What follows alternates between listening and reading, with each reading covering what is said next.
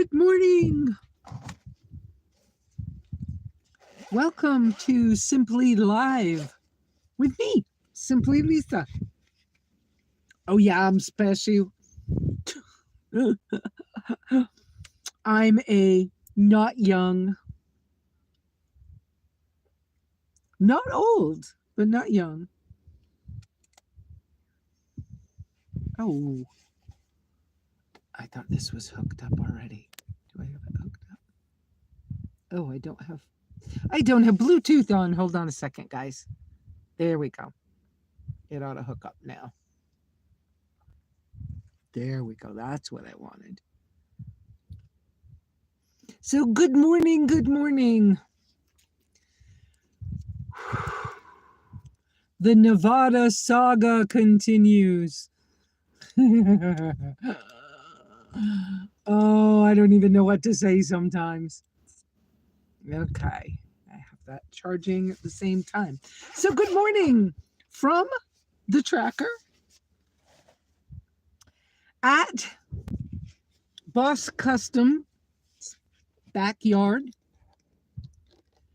Jeremy, nice to see you. Hi, SRR, and good morning, everybody coming in. Let me put the live chat thing up. Sometimes that'll keep scrolling, sometimes that won't. Good morning, Iris. Hi to anybody that comes out that I'm not quite seeing or whatever. Would somebody let me know that my sound is good? I think it is. It's windy outside. We've had another storm with rain. And because of the storm with rain, the mechanic family asked me to take the tent down. And so I'm in the tracker again. Of course, we're not putting the engine in yet. So, yes, Jeremy, I have more to say about my engine. It's a little challenging because I don't know what other, hi Betty Joe, I don't know what else to say besides the word challenging. So try to update you on things going on. Please, with your questions, put 3 uppercase Q's so I can see them. Yes, if you're a member, or if you're or if you hit me with donations in the form of whoops, I'm putting my hand in front of the camera, in front of the phone. Donations in the form of super chats. Of course, your stuff shows up really, really well. But y'all kind of know I'm not asking for those things specifically. Super chats are available. You can make donations to me that way to help me out and to help me keep doing the channel. But at the same time, it takes a couple of months for me to get the money. And honestly, since I've had Cash App, it works so quick. I'd almost rather you use Cash App, or I need to work some more with the buymeacoffee.com. On buymeacoffee.com, eventually I'll be able to do one-on-one coaching with people if they would like that. It's kind of cool. What else is going on? I have heard from Shane this week. I heard from Skipper Doodle, who's busy in the Philippines. I heard from Greg from Oregon. I don't know if that was this week. I think it was this week. And I heard from who else? Don't remember right off quick.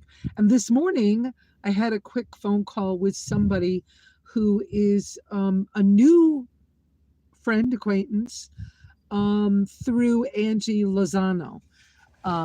Angie runs Angie's House homeless shelter in Cottonwood, Arizona, and she rescues especially tiny dogs. She loves Chihuahuas.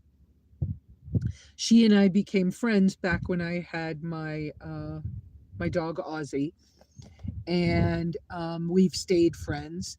And she knows that I'm kind of looking for a small companion dog that would fit the tracker well. I'm really in love with Westies lately, but I would take another Yorkie because I just love them and I know them. Besides that, they're really good rat dogs. They will kill rodents like that. It's in their blood. So please like, subscribe, hit the thumbs up when you get a minute. Share my channel with other people. I know I need to do more work out here. I'm considering getting a TikTok account and doing more shorts. I honestly have been having a hard time coming up with ideas to, even though I'm filming stuff. It's like I don't want to tell you what's going on because the disappointment just keeps going, or the storm, another storm, or whatever, just won't quit. And it's all stuff outside of my control. And I've been accused in the past, right? We're not letting this one go. We're not giving it energy so that it lives longer. But I've been accused in the past of people thinking I changed my mind a lot when it wasn't changing my mind. It was circumstances and life curveballs. And sometimes you just got to roll with it. And it means that you have to change your decision about something. So, I kind of at the mercy of everything that just keeps happening to me. So the big filling you in on stuff thing, that must be Jeremy. Jeremy's setting up a paint shop. Good morning. And he's trying to get all of his stuff moved before the end of the month, which was a couple of days ago. And because of the rain and the storms and the mechanic here having a abscess tooth for a couple of days, his stuff's behind time. He's kind of frustrated because, he can't do all the moving heavy furniture stuff by himself. And yeah, whatever. But so he's probably off to get another load of stuff from town. Okay. Are we ready to jump into my stuff? Yes, bring your questions, please. It helps me to focus on something besides my own stuff. Of course, I'm frustrated. Of course, but I'm choosing to call it challenged. Hi, George and Tammy. Of course, I'm concerned. I'm concerned that I'm going to have enough money to do what I need to do, but so far, so good. And Homes on Wheels Alliance did approve me for $482 or something like that towards the engine install when that happens. They won't pay it till after I've paid mine, after everything's all done. And I'm going to need, they told me go ahead and apply if I need more. I'm going to have to apply for more. So I guess the next thing I'll do is let's jump right into what's going on with the tracker. Why am I still here in Nevada? Why is it still a Saga? And ask questions, please. Just type them in quick. Make them a quick short one, and I'll get to it because I'll see it pop up. I can see pretty good today the way I've got this set up. I know my face isn't all the way in the sun, but we'll do what we can do. I don't have any extra really bright light. This light is not going to do a thing. The batteries are almost dead. And I'm not willing to pay $9 for a pack of 4 batteries at the grocery store here. I'm not doing it. I'll do without the light first. So Jeremy, yeah, that's where we're going. So the engine got here. And of course, Mike is a very thorough and detailed mechanic. And he's also concerned. Of course, I've been around long enough that he even has a personal investment in me now or whatever, or understanding of me. So of course, hi Catherine. So being the kind of mechanic that he is, But I think most mechanics would do this with a used engine. So we could not find a brand new engine. Hi, who's that? Nature Girl from Texas. Oh, welcome. Welcome, welcome. So, so we couldn't find a new engine and we couldn't find a new engine block. Parts for my particular tracker engine. My tracker engine, there were 3 years, I think, that they made this engine. Everybody loves them because they run forever. They hardly ever go bad. They have one major flaw. It happens to be that they have an aluminum block and head. And if the aluminum block and head cracks, it's done. But if you keep them in good running order and that never happens, they'll run and keep running. And so they only made them for like about 3 years. And it's a 1.6 liter, 16 valve automatic is what my particular tracker is. Yeah, thank you, Betty Joe. I used to have some. I don't have any. I was planning when I went to Expo to upgrade this light from batteries to a rechargeable one of these because I love this. This is from Wagon Tech, and they are at the Expos. And this is the freebie light that you get a coupon for when you go to Expo to get for free. And I love it, but I only have the one, and I want the plug-in. So this engine being such a, coveted engine, they no longer make new parts for here in the United States. And it's even hard. Sometimes you can get some parts from like England or from Australia or from other countries. Every once in a while you can find stuff. But some of those sites are now, they're able to have the Jimny that's made by Suzuki. It looks like a mini Jeep, and it's most of them are a hard top, and it's a newer, like better. They have brand new cars. The United States won't let us have those here, so there's lots of Suzuki parts, used parts in other countries, not so much here in the States. And there used to be more used parts for these than there are now. So anyway, when we went hunting so when my engine went, we knew my block cracked, my head cracked. I don't want to repeat this all for everybody, but the general idea, you can look back and find more information. So it went from I need a head gasket. Oh, no, it went from I'm losing coolant and I don't know why, and my oil's fine, and my heater core is not leaking on the carpet. Go ahead and drive. Keep going where you're going. Just keep it topped off and keep an eye on it.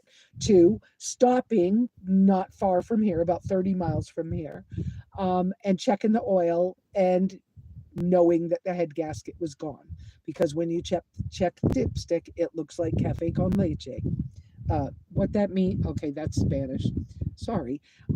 It looks like coffee with milk in it. And mine was not frothy, so it hadn't been doing it long, but it was still bad. So I knew, well, that's head gasket, so we're not going any further till that's fixed. So we started off buying a head gasket kit. I forget what they're called, some kind of bolts for the engine and something else, and coolant for my rig to just change a head gasket. And then the mechanic started to take the engine apart to install the head gasket. And I just realized maybe if I move this, it'll give you guys a better view, and I don't have to wiggle so much. Not so much of a better view. The light's coming from over there, and I can't quite mess with that too much. How did you get off? No. The dog's off. Hang on a second. Come here. How did you get off your chain? All right, y'all are going with me right now. Let's go take the dog in the house. You can't be off your chain. Oh, no, come with me. It's the the shop and the house dog. Can you guys see him? This is the way my life has been for the last years. Every day there's something. And the mechanic is having an abscess tooth. Let me try this. There you go. All right. And I tried to really quietly open the door. The kids are home. Go inside. Okay. All right. All right, we got him in. Here we go again, right? I don't know how he got off his chain. I put him on the chain this morning. He shouldn't have gotten off. All right. And, all right, let's turn this around. So, and Jeremy must have forgot something because he came back. The white truck over there. All right. Let's try this again. Let me keep updating you on. I'm gonna sit back in the car.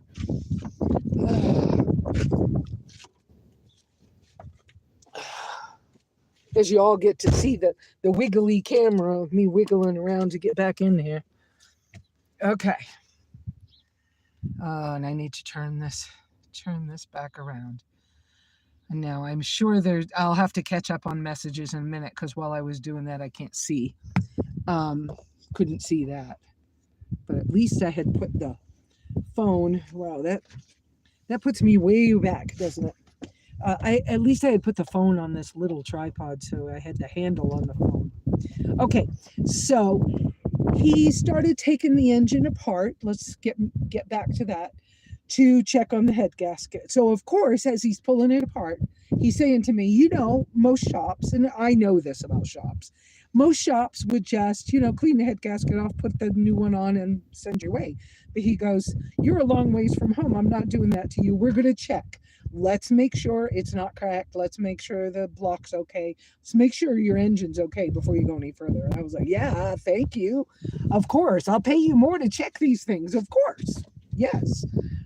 If I have to wait around somewhere close by so I can afford to pay you. But of course, let's do that.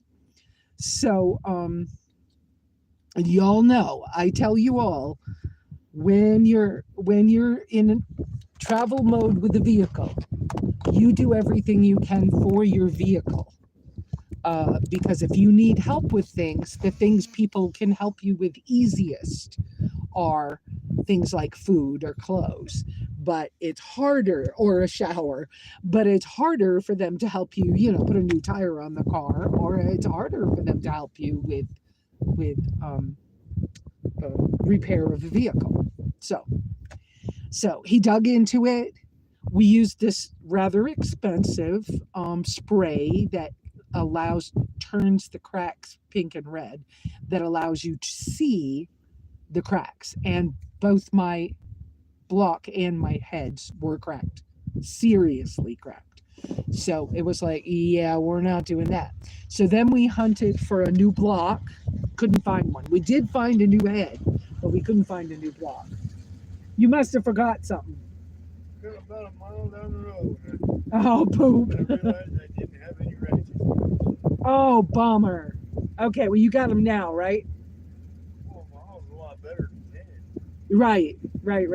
And just before you came back, somehow Odin took himself off the leash by the tree. Really? So I just got him in the house. It worked. He didn't go to the neighbors. Yay. Okay. You have a good one. So, I'm sorry, guys. That was a real life interruption. So we found these crack things, and so then it was, okay, now what parts can we get? How serious? Where are we headed with this? Then it was, well, let's see if we can find an engine. So a couple of you guys online that are helpful and used to have your own mechanic shops and whatever said, hey, I used to use these guys. Why don't you call them? Why don't you see if you can get an engine from them? And then one of those guys said, hey, I used to buy engines from these people all the time. They've got one and it's cheap. Why don't you see if you can get it? And I was like, wow, that's a great, okay, buying it, no problem. Well, it turned out to be a scam. And luckily, one of the only reasons I actually bought it was because PayPal invoicing was involved. And I'm familiar enough with PayPal over the years. I knew that if something was wrong, I could get my money back. And I did. I got a full refund on that engine. But that was almost a whole month, 3 weeks, 3.5 weeks of thinking an engine was on its way and it never got here. So then we were hunting for an engine again. So Mike, the mechanic here, said, I got these guys I've used before for getting engines before. Let's just check with them. Well, they had one. And of course, it's coming from a junkyard. And this one was coming from a junkyard in a small town in California. The rig had been a rollover, so he knew he was going to have to look for certain problems due to the fact it had rolled over. And it was coming from a small town, and the vehicle it came off had never been lifted. It was a stock 97, 98. No, I think it was a 97. I don't think it's a 98, but it was the same engine with the same. There's a thing when you're looking at engines, I didn't know this. There's a thing in your VIN, certain numbers, like the 6th digit in, if it's a certain digit, the engine will fit your engine. It's one of the ways that they know these things. So the VIN number thing fit for mine, and it was the same engine. And so we got online, we looked at it, was twice as much money for the engine itself as the first one I had tried to buy. And money's been a thing. But I'm okay so far too. I'm blessed. God has always had my back. I just have to say, and y'all have been having my back too. And I couldn't have done this without the support of you guys on Sunday, being there for me, like kind of in an emotional way and in a routine kind of way, and my therapist, and those of you who have been wonderful and actually just called and said, look, I know you're going through a hard time. Just text me back your PayPal or your Cash App. I want to make sure you have grocery money. Or like Greg from Oregon said, I'm going to send you $40, but I want you to save this for you to fill the gas tank when you first leave. I was like, whoa, thank you. So, and I try to do exactly what people send me money for. I want to say too, though, TJ Shack sent me some money not long ago, and they wanted me, part of what I was supposed to spend the money on was for part of what I was supposed to spend the money for was for a microphone with the fur on it, so that in the wind it wouldn't sound so bad. But I think they knew that the car broke down right afterwards and I wasn't able to get that, and that has not been a priority yet. But I haven't forgotten that they did send me money for that. So when I get into a more relaxed financial state, I will buy a microphone that has the fur on it, so we can, when it's windy, it won't be so bad. So yeah, let's see. So then we were hunting for the new engine. Well, so then we ordered the new engine. It was $1,200 for the engine, $240 to pay for the warranty, and I forgot how many $100 for shipping. So it turned out to be $1,950 or $60. And I was like, oh crap. I was $200 short. So the shop floated me $200. What that means is I used my card and paid for it, and he used his business account and paid for the extra $200. That $200 will be on my bill at the end. And then the wait was on. So the day that the engine was supposed to arrive, we got that crazy storm that had gone down through Baja, and we were on the tail end of it, but we got that, and it was a week. The day the engine was supposed to come, a big washout happened in the road here. It was 5 or 6 feet across, and at 5:30 in the morning, I heard the sirens and thought it was odd because this is really rural. Somebody drove into where the road washed out, and it was about 7 feet deep and 5 or 6 feet wide. And so that took a couple of weeks to fix. And so then, so that was another delay because they couldn't get the semi in here. So then the semi came and dropped it off. That was fantastic. I do have video.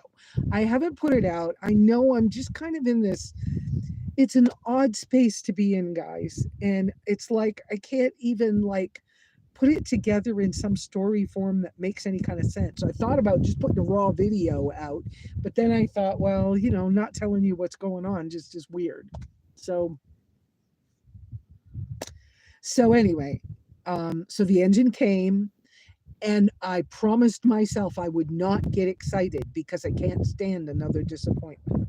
The up and down emotionally is just so much in some of these situations.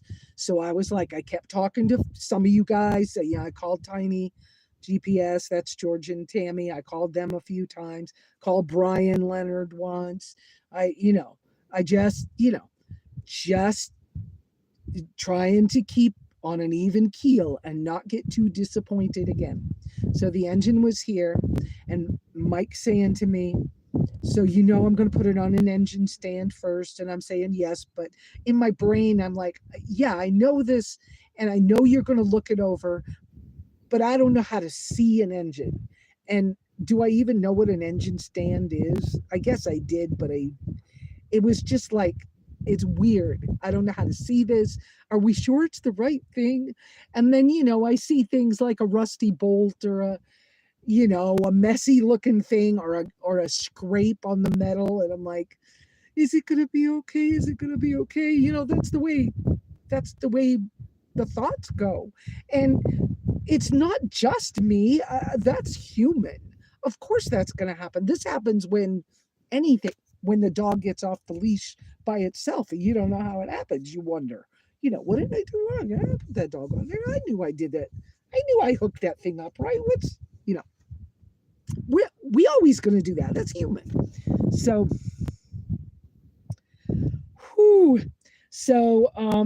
the first day it was here, I think that was before he got the Corvette job. Yeah. Because he had said, look, let me see, because I don't want I want to schedule the Corvette work. I need the lift. He goes, I want to see how good the engine is before I have the vet come in for his job because of the lift, because I want yours in first if I can. So he started. And of course, what's the first thing that we have to do? Well, he hands me the paperwork and he says, what I want you to do. He says, I looked it over quickly. I want you to read every word of the fine print and make sure what it is that we have to do to satisfy the warranty. So the warranty will be good. So I did. I sat down. That was my job that afternoon. So I read that fine print to find out, you have to put in a new water pump. You have to have all these new parts in order for the warranty to even be good. And this is after you paid for it. So, and part of that is that you have to reseal the oil pan. Well, I had just had the oil pan done on mine before I left town, I don't know, months ago now, right? Right, Jeremy? But so I was more familiar with that. And so he was saying, so we're going to take this apart. We're going to take that apart. He goes, I think I'll drop the oil pan first. I was like, okay. He kind of looked over the outside. He said, this scrape on the outside of this, they probably hit it with a forklift, but we're not worried about that because that's just a cover. And that cover, we're going to take your Thorley tri-Y header off yours and put on this one. So just because that has a little scrape from a machine, not to worry about that. Don't worry about that. Okay. And then, but he drops the oil pan, and he does a cold compression test. Those are the two big things I'm going to tell you about. There was a lot of detail in between, and I have some video of it. So when he dropped the oil pan, I didn't want to look. So I went and washed dishes. And I would every few minutes go back and try to take a look and then go, yeah, I don't want to look. Okay, I want to look. Okay, no, I don't want to look. Yeah, I want to look. Okay. And because the kitchen's really close to the shop. So he got the pan down and he went, Lesa. I was like, yeah. So I walked out and all I had to do was look. The head gasket's bad in the new engine.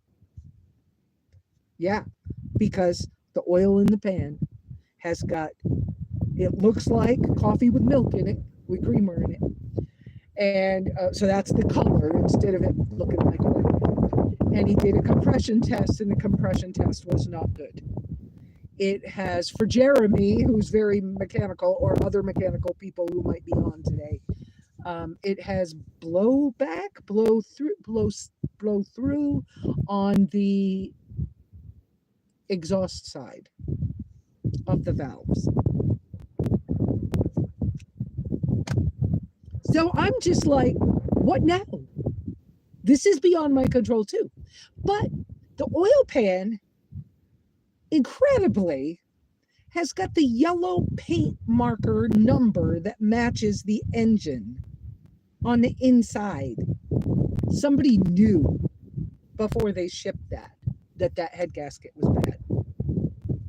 So there was a conversation about how far do we go to find out what to do. Okay. And so, guys, know that if you're sending me questions and things, I'll come back and look. Most of y'all know I do that. I'm quickly seeing, I saw somebody who put a lot of O's like, oh no. But I'm not reading all the other ones yet because I was trying to focus on what I'm saying. So I want to give you a detailed story here. So yeah, head gasket's bad in the new engine. So then there's a whole conversation because in the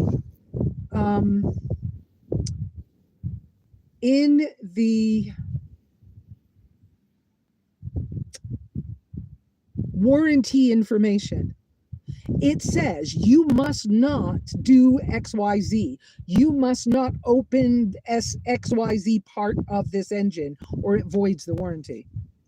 And so I've paid for a warranty. I don't have money to not do a warranty.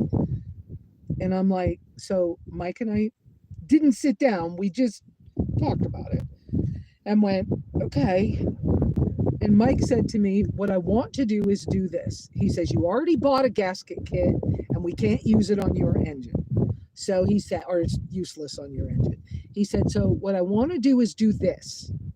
And if we find it's horrible and we need to send it back, we'll slap the gasket kit on it, put it back together, and send it back and see if that, and just if we have to send it back. That's what he was thinking he would do. Just slap the gasket on it and send it back. As if he'd never opened it and not tell him he opened it more.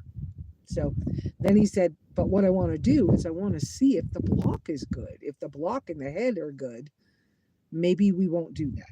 And I'm like, well, it's here and we can't buy a new block. So, and I only have had one person tell me that there was maybe a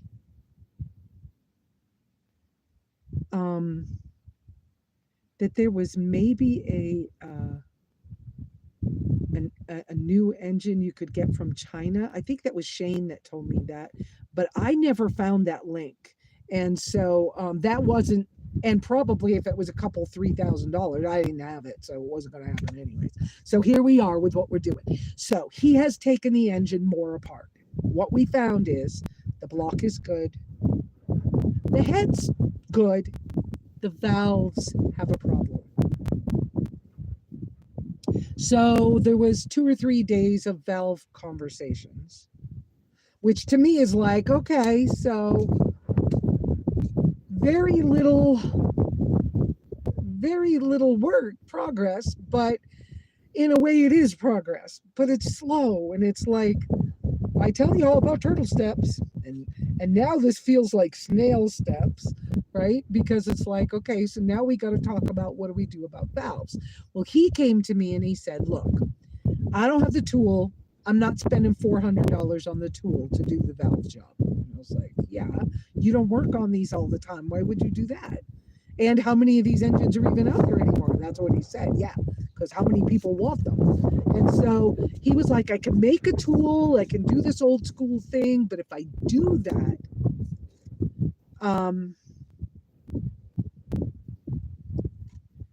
if you do that, then I don't know how many miles you're going to get on it.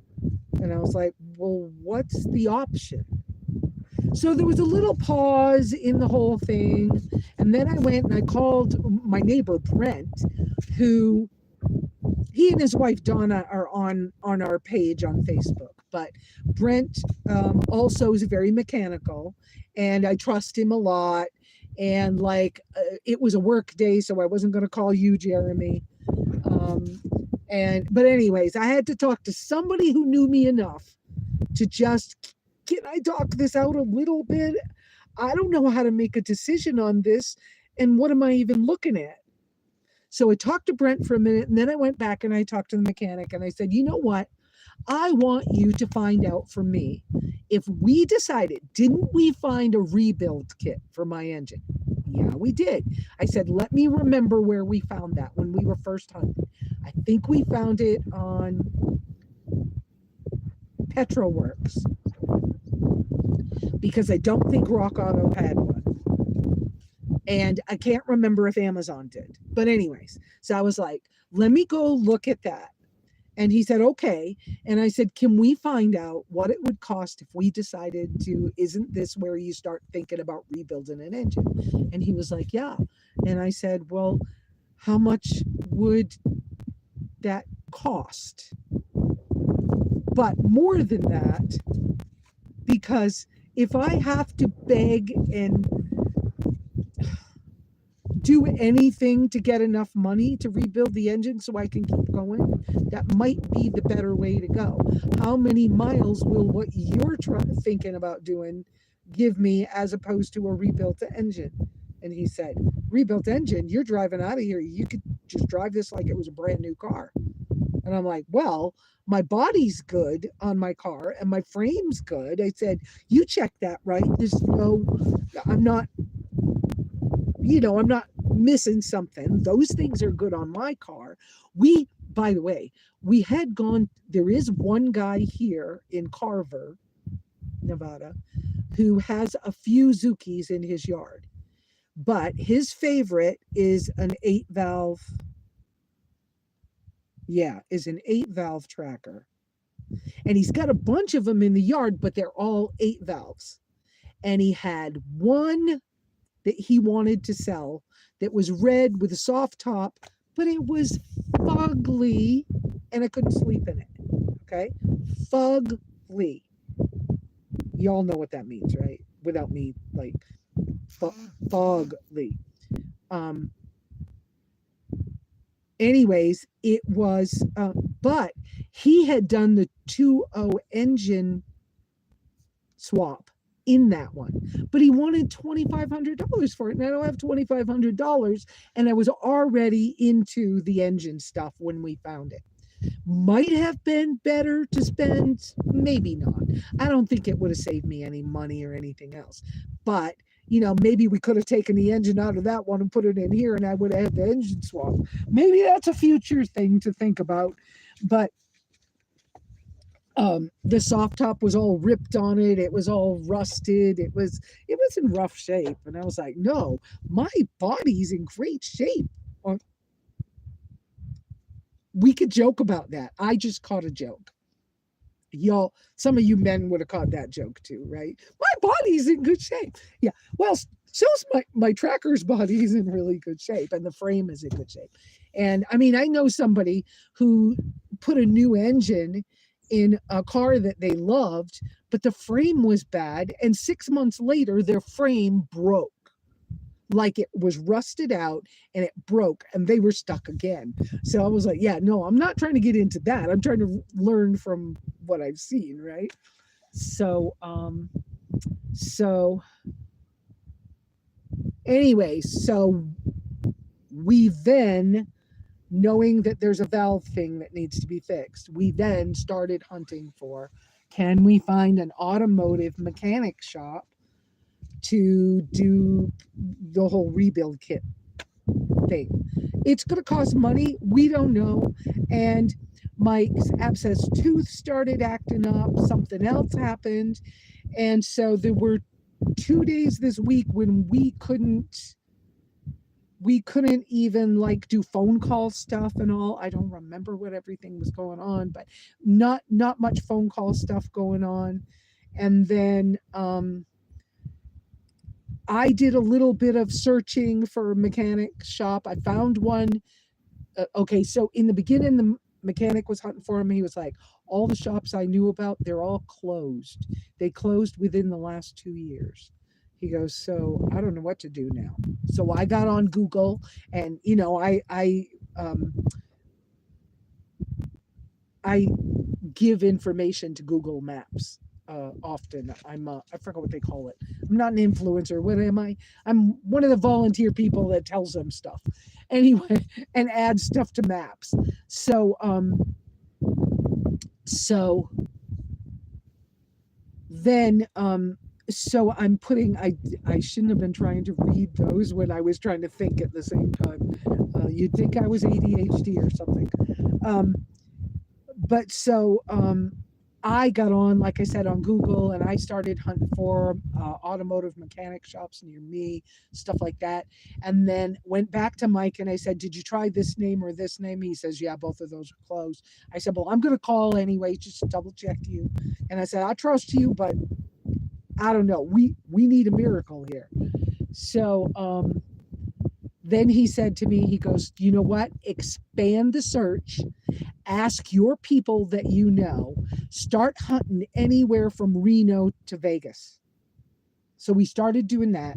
I found one mechanic shop that I talked to, and I didn't have enough information, so I don't know if I got the right stuff. But if he only needs, which I forgot the term, if he only needs the work on the cylinder heads, it's about $350. But I don't know that I have the right information. So I told the guy the whole story. He said he could push it through in a few days, but what I left it with was, I need the mechanic to talk to you because I might not have everything right, and we need to find out. And that's 4 hours away from here. Whole other thing. But, and then one of my friends who also teaches at Overland Expo, her homestead is in the outskirts of Vegas, and she sent me a link to somebody she doesn't know, but she found the name of them. So I haven't called them yet. But of course, then this is Labor Day, which I forgot about. So I told Mike, you know what, rest, try to get your tooth feeling better. And he said the same thing. I think I need to take a break.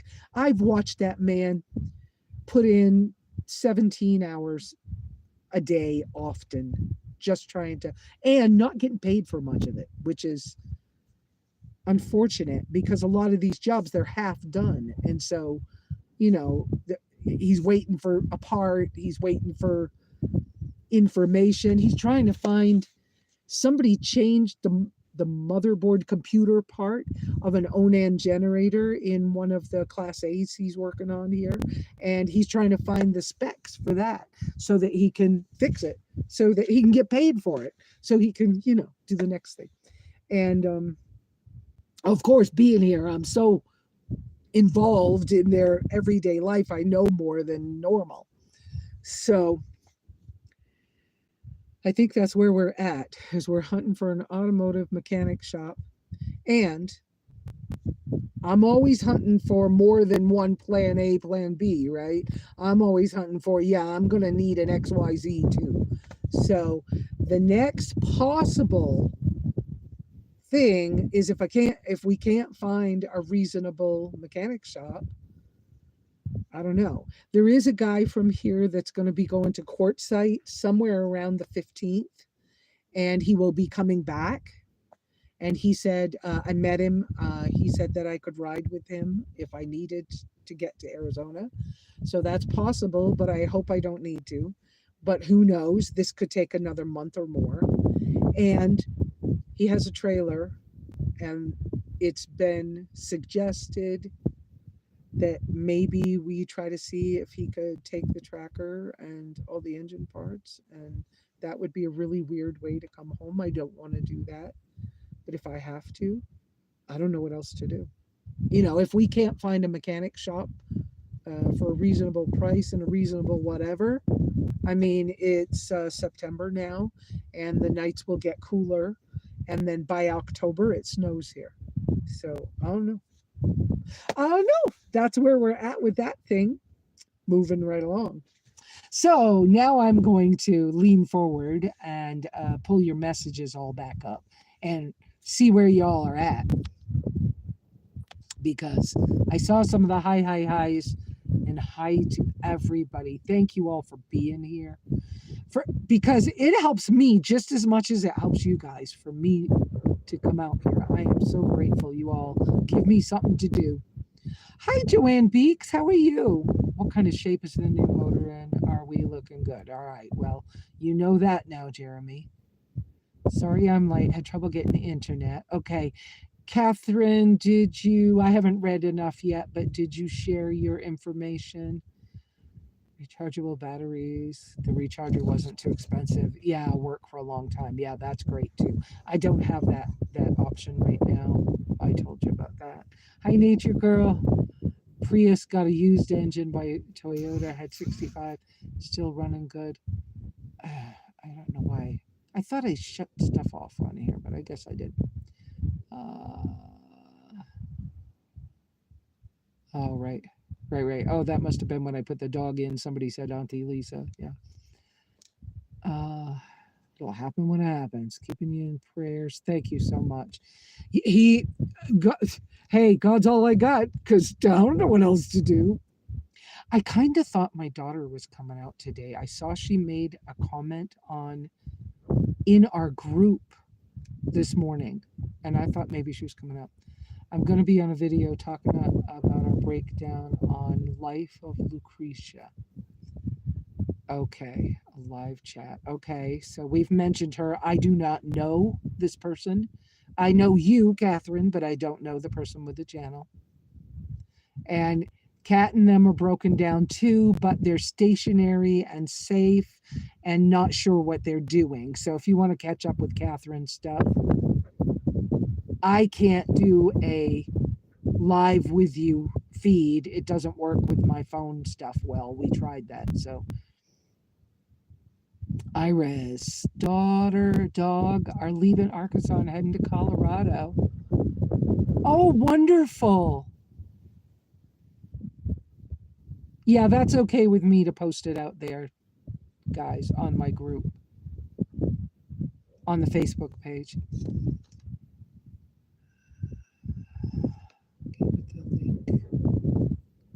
To the video of our breakdown on yes, you can, on the Facebook page. Yes. Daughter is having her rear end repaired in her Jeep. Yeah, that's a stressful thing too, having the rear end repaired. I had bearings go. That was expensive when I had Vantucket. That was horribly expensive. That was, yeah. On the Onan generator, they don't release information on the electrical board. Thank you so much, Jeremy. Well, that's a bonus, but somebody changed that. I didn't think about maybe hooking him up with you. I could do that, Jeremy, and hook Mike up with you to talk about that, because he's stumped with somebody switched to computer, didn't wire it right, and so stuff isn't working right. So he's kind of stumped on that one. And I don't remember how many hundreds or thousands it is that they owe him, but he's got to finish some stuff before they'll pay him.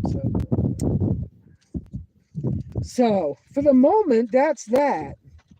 How's Miss SRR doing? I'd love to hear an update of your stuff. I know that you got through the floods and stuff. Guys, I'm going to be maybe a little rude and try to have a bite to eat in front of you. And it's nasty. I'm sorry. I didn't have a way to do what I wanted to do this morning, and I didn't eat much yesterday, so I'm a little hungry. And I need to go cook a steak. But it's been raining off and on. I've been able to have the window open quite a while right now. But it's been raining off and on. So, and in the house was a little crazy this morning. I went through just to use the bathroom, only doing big bathroom jobs in the house, try to give them as much privacy and let Mike rest as much as he can. The fact that every time I open the door, it wakes him up, that's not nice. That's good to hear, SRR.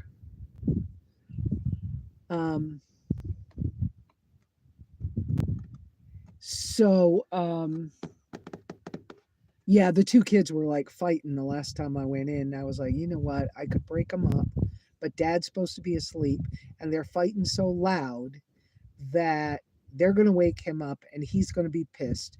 And I need to do my video, and I don't want to be in the middle of Dad being pissed, hollering at the kids. And so, you know what? I'm going to just fill my water bottle, finish the bathroom, and just walk right back outside. And that's when the dog wanted to come out with me. So I put the dog on the chain on the tree, which is when it's a work day, that's where he belongs. So, okay. Oh, that's nice to hear, SRR, that you'll be leaving in November, or slated for that. By the way, on the scheduling stuff, I told George this week, I think, I really want to schedule a couple of things, but I feel so much like everything in my life is so at the mercy of the powers that be that I'm holding off scheduling anything. And I do want to do a get together. I usually do a get together with somebody around the fall holy days. Let me get my little book out. Don't you love this color? This is one of my favorite colors. Yeah. It's a really good dark teal. I love that color. And I'm kind of into that like yellowy green lately. And we go through stuff. Let's see. So September. So usually, it's not till the end of the month. So we're okay so far. Usually I try to do a get together around what in the Worldwide Church of God, we called it the Feast of Tabernacles. So that's around the 30th through the 8th of next month. No, through the 7th of next month. And so I used to do a get together during that time. It's a little late to be doing that up at my property. Well, it's not bad up at my property, but if you don't have any heat at all, sometimes the evenings can be cool. So, but I don't know where I'm going to be. I don't know if I'll have my engine ready. I don't know if I'm going to. I can do that, Tiny. I can absolutely do that. But I don't know where I'm going to be for that timing. So I'm holding off and waiting. So if you're going to be in the Arizona area and you want to do something with me in my normal get-together timing, then just stay posted on my stuff and watch for me to just say something quick and be done quick with a, look, guys, if you want to meet up with me, do it now, right? Because if I can maneuver it for that basically first week of October, that would be great, because for me, that's the Feast of Tabernacles, which just means I wouldn't be, if I'm at my property, I don't sleep in the cabin. That may seem weird to y'all, but it's a thing. And you get to have special food. And so whatever. But if that doesn't happen, then the next time, I haven't talked to my friends about Thanksgiving. Thanksgiving's always been special to me. That's the 23rd of November. I don't know where I'll be. I am not gonna do a boondocking bash. That about killed me that year. I didn't know that I had MS at the time, but feeding 450 people and having people yelling at me because they thought I was a horrible person because I did something they didn't like was too much. And so I won't do that way. I might do a small group. I might go somewhere. But in the past, Thanksgiving, the last few years, I've done in Payson with friends. And so then after that, I don't keep Christmas. And so, and I can't be near the lit cactus.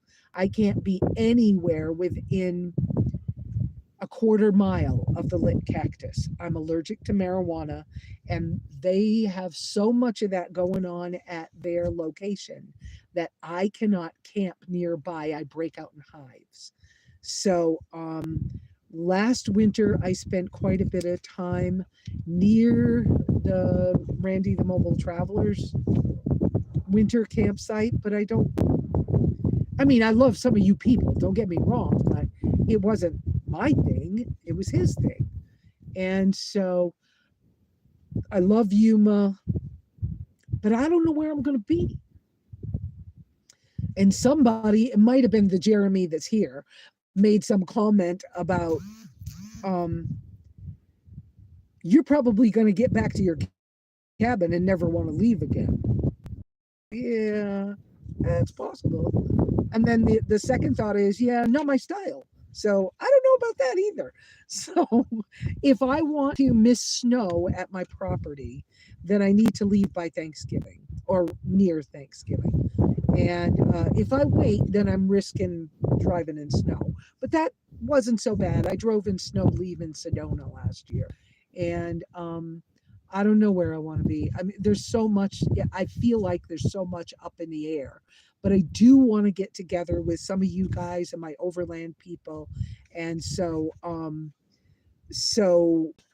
just kind of keep it in mind that there's the possibility of the first week of October, which to me is Holy Days, or around Thanksgiving, or sometime after that. I don't know. I'll just have to pick something. I used to do newbie camps after RTR dates. I did that for years. I was considering doing a newbie camp this year, but I don't want to go to, I could go to Ehrenberg. That was the old way. I don't like it. And it's really kind of scuzzy over there the last few times. So I don't know how I want to do that, but I'm willing to do a newbie camp kind of thing. And do a get together newbie camp. So I don't know if you guys have ideas or if it just feels right for you to say blah, blah, blah, or whatever. Let's talk about it over on the Facebook group or something. Sign you up for that. Yes, ma'am. Absolutely.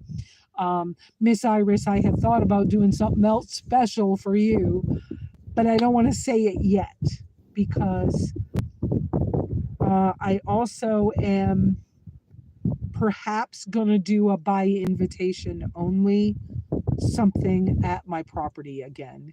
Donnie Valesco came to visit this past, well, before I left, last fall. Well, no, when was it I left? Spring. And he was like, oh my gosh, Lesa, why haven't you brought other people up here? I said, I used to until they were mean to me and I ain't doing it again. And he said, well, but if you invited certain people, well, that's different. And that I might do, but I would have limited numbers or you got to pay me or something so that I keep it safe. Something, I don't know. But there's those thoughts have run through my mind because this has been incredible. But I feel like I can't make any plans and I can't make any decisions. And it's run through my mind that if my engine's good enough, why not just go back to some part of Mexico too, even if it's close in. I don't know.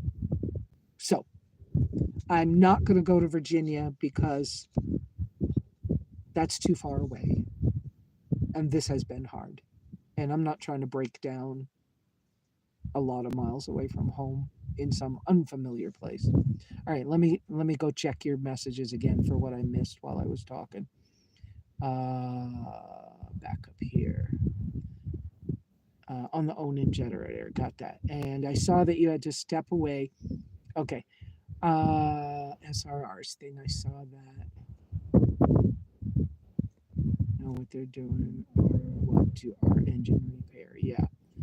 Please share more about rodent problems. Right, rodent problems. How to look for land in Arizona and what pitfalls to avoid thinking of Show Low. Well, Show Low's expensive. Let me just say that first off. I love the White Mountain general area. Okay. I think my place is extremely beautiful and special. And it is not what most people get when they come to the area where I'm at. Very few people come up to my property, but when they see it, they just go, oh shit, I want this. And I'm like, it's not for sale. And they're like, how did you find this? And I'm like, I'm not telling you. I found it. I was blessed. Somebody found it and said, well, somebody else owned it and said, I love the way you think. You need to come camp on my property. And it turned into this thing. Anyways, you can find that history if you want to go find it. But, okay, so rodents, but finding property. Let's do the finding property because I think I have that. I've said that so many times. I think I can do that quick. Finding property, and especially in the Show Low area. First off, most people in the nomad world look in Concho. I just got to tell you, Concho, to me, okay, the reason most people look in Concho is because Concho Pines, which is at what's called the Y, it's the intersection of 60 and 180. 60, 180. Yeah, that's right. Going into Show Low. And the road has a Y in it. And Show Low Pines, an acre of land can cost you anywhere from $5,000 to $7,000. But you're 20 minutes from a Walmart. You can have power and a well if you would like it. So you can be on grid if you want to, or you can choose to be off grid. And but it's on this big hill. Most of it is on this really big steep hill. The roads have trouble in the winters. It is in Apache County, which is my same county. Our county is huge. It's one of the biggest counties in the United States. Anyways, and so there's lax, but not so lax permitting. And really, truly, it's not so lax anymore. It used to be more rural, more lax, but they ran into problems. So just like me running into problems with people visiting my own property, right? You have to do something about it. And in the world of building houses and owning land, they have enough messes or tweaker things or whatever meth labs and stuff. They start saying, no, you can't do this way anymore because it's not safe, because we've had too many of these things, or fires, or kids we had to rescue, or dogs we had to take care of, or, junkyards going up next to somebody's $100,000 house. And so it changes. Keep that in mind. I love my particular area, and I love the people who are full-timers there. I have very, very good friends. I've been there going on my 12th year. And I'm not there. I'm the traveler of the group. I'm not there very often. Um, I'm blessed that my particular piece of land is very close to state trust land. And so there's not many neighbors. I'm disappointed that so many people are moving up from Phoenix because it changes things. But at the same time, or California, moving from those city areas, it changes things. But I'm not disappointed enough in order to get rid of my land. Um, so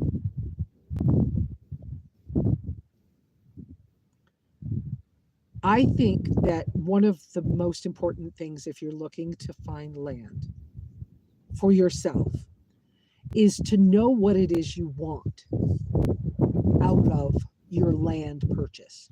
What is it you really want? Have you bought into the idea that in the world we actually own things? Because sometimes we don't, even if it looks like it. Now, I'm blessed. My property taxes are so low that I could still feel like I own one. I don't have a POA or an HOA, Property Owners Association or Homeowners Association. That's those abbreviations. I do not have that. I'm on private property. So it's all me and the government. That's it. And so unless somebody just comes in and I've got to deal with squatters, which I've already done, and they were RTR van dweller people that tried to squat on my land. And I had to get rid of. Yes, I pointed at you. I was very, whoa, that, yeah, no. So, but generally, it's you and the authorities if it's private property. But what is it you want from land? Because if all you want is a place to park a vehicle, camp, if you want enough space so you can get away from other people, how much is that space for you? I saw something on a website, a Facebook group recently, where somebody thought that they had bought the most rural place they could ever get, and it was, I just laughed because to me, their whole comments were off the wall to me from my viewpoint, right? From my perspective. They were saying, we bought 5 acres way out in the country. The neighbors are yelling at each other all day long. The kids are outside playing and they yell. And I'm like, yeah, what's wrong with that? And they're like, but we bought 5 acres to get away from people and for it to be peaceful. Okay, think about this. 5 acres is not enough land to get away from other people. You can't hide from anybody on 5 acres. If somebody buys the 5 acres next door to you, you're going to hear them. You're going to know when they go to work. You're going to know when they are hammering on something and they using the skill saw. So your perspective of what you want will determine what you're looking for. So don't forget that if you want to be away from people, in my opinion, you need 40 acres.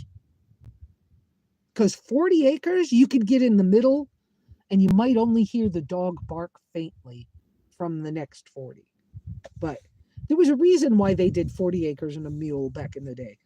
So I'm saying if you don't want to hear your neighbors, you need to get enough land that you've got a buffer from somebody else. And then you want to put your place you're going to live in the middle of it. So what is it you want? What is it you need?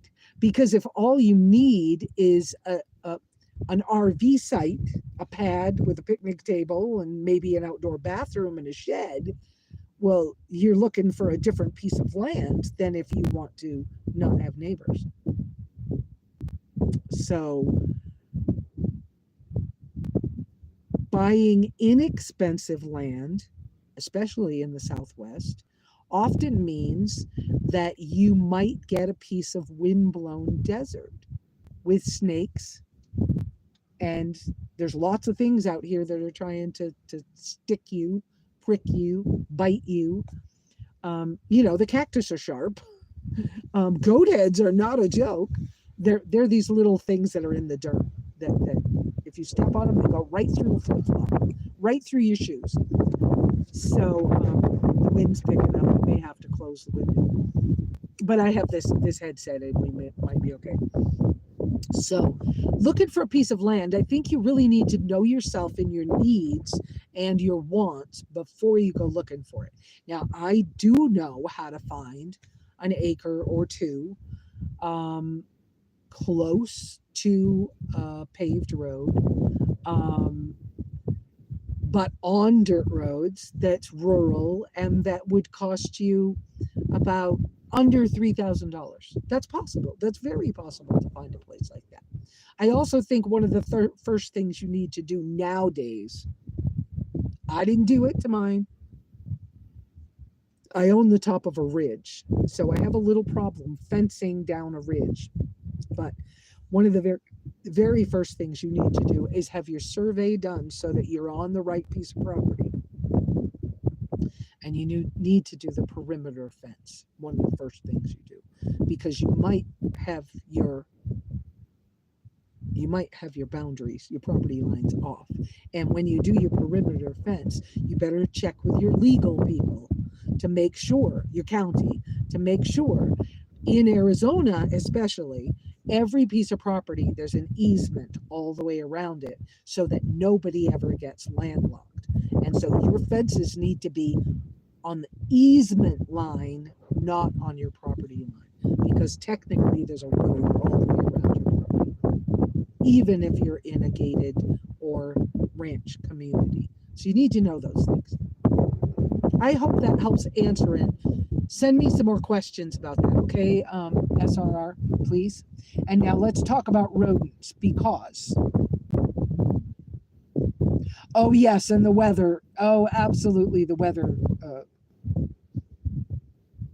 Who's this bee on the road? Oh, hey, bee. Okay. So, and Beth, yeah. Oh, yes, and the weather is a big thing. And that's why I was saying that spot in Concho that a lot of the nomads are buying in, I don't like how the weather affects that spot. Now, where I am, we have weather affecting my place in a different form. But that's another reason why I always tend to choose to have a four-wheel drive vehicle. Because if I happen to want to go home and it's muddy, in the mud, four-wheel drive is really helpful. And so that's part of why I have that. In a tracker, you don't really need to use it that much, I found. But having the extra clearance of my lift kit is helpful in this. So it will affect a lot of things what you're choosing for property. Let's talk about rodents. Some of y'all know me well enough, you've already heard this. But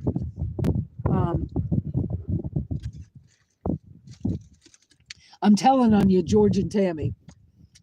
But George and Tammy recently had a pack rat get into their bus and their Jeep Liberty in Flagstaff, where they're camped. They cleaned up some trash, and anytime you clean up, it makes them run, hunt for new houses. And so they started to bother.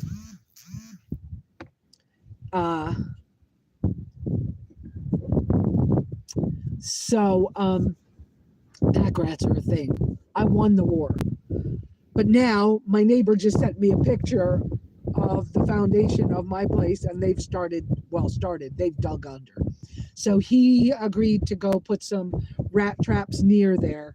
And I'm trying to decide what I'm doing when I go home. Am I going home with a couple of feral cats if I can find them? Maybe I will. I don't know. But I don't know how long I can keep them there if there's no people.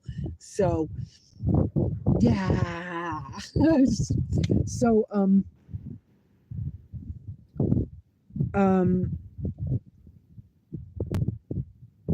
rodents in Arizona, everything's hungry. Everything will eat anything they can eat. Pack rats will take anything. I broke a coffee cup back when I was camping on the property before I bought it, camping on the property in Vantucket, broke my coffee cup, accidentally dropped it, the handle fell off, and I put the handle over in what I was making a rock garden, memory garden thing. I've dismantled that. It was too messy. But anyways, I just kind of put it over by a tree. And I was like, well, okay. So much for my pretty coffee mug. The next morning I woke up. It was pink. It was bright pink. It was an old flamingo cup. Anyways, it was gone. Like gone. Not there. The pack rats took it. Okay, they'll take anything that's not tied down. So and the ravens will take things too. So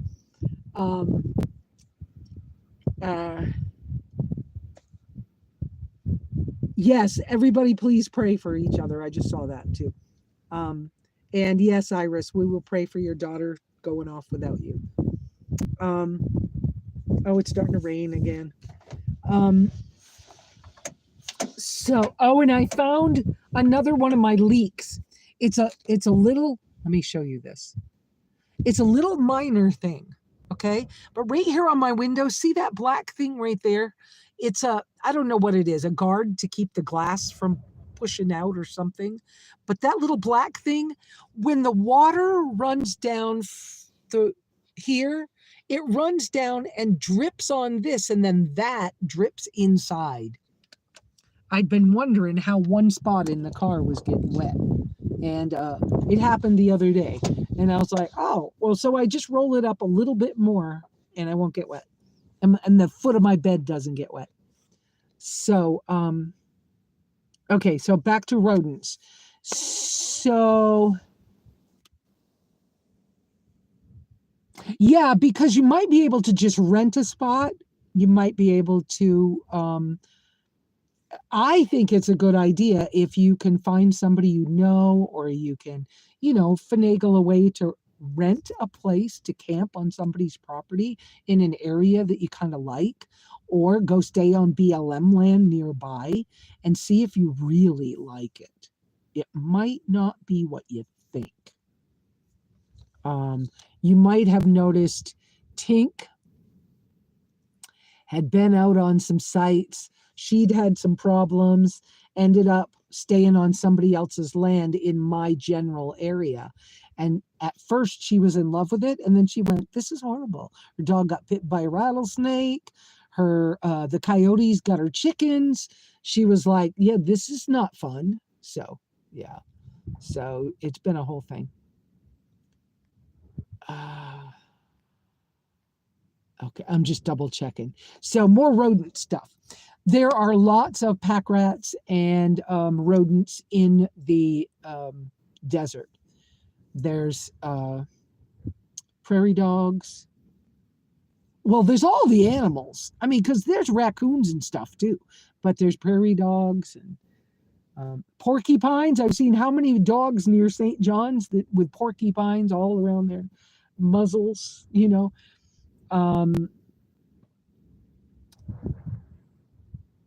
There's snakes, there's scorpions, there's all kinds of things. But the rodents, and then there's chipmunks. I have chipmunks up at my place, but I've got 40-foot pignons.